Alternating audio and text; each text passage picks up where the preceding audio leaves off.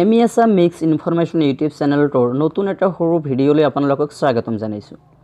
তো আজি মই আলোচনা কৰিম দশম তথা দ্বাদশ শ্ৰেণীৰ ছাত্ৰ ছাত্ৰীবোৰৰ ফলাফলসমূহ কেনেকৈ ঘৰতে বহি অনলাইন মোবাইল যোগে চাব পাৰি সেই সম্পৰ্কে।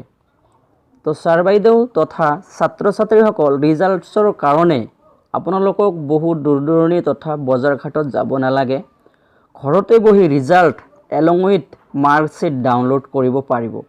তো ভিডিঅ'টো অলপ মনোযোগেৰে চাব, কিয়নো পিছত আকৌ কমেণ্টছ কৰিব ৰিজাল্ট ডাউনলোড নহয়। So' don't skip this video', you can get download result easily. তো ৰিজাল্টখিনি পাবলৈ আপোনালোকে যিকোনো এটা ষ্ট্ৰং ব্ৰাউজাৰ অপেন কৰিব, যেনে মই ক্ৰম ব্ৰাউজাৰত অপেন কৰিলোঁ আৰু তাত টাইপ কৰিব sevaonline.org আৰু সাৰ্চ কৰি দিব। আৰু সাৰ্চ কৰি দিয়াৰ পিছে পিছে অলপ সময় লোডিংত থাকিব আৰু এটা পেজ খোল খাইছে, চাওক আপোনালোকে HSLC/AHM examination 2021 results will be declared on 30th July 2021 at 11 AM আৰু ৰিজাল্টছৰ কাৰণে দুটা লিংক দিয়া আছে। ইয়াৰে ৰিজাল্টছ লিংক 1 হয় এটা আৰু নেক্সট ৰিজাল্টছ লিংক 2। তো মই ৰিজাল্টছ 1 লিংকত ক্লিক কৰিম আৰু 1ত ক্লিক কৰাৰ লগে লগে কিছু সময় লোড ল'ব।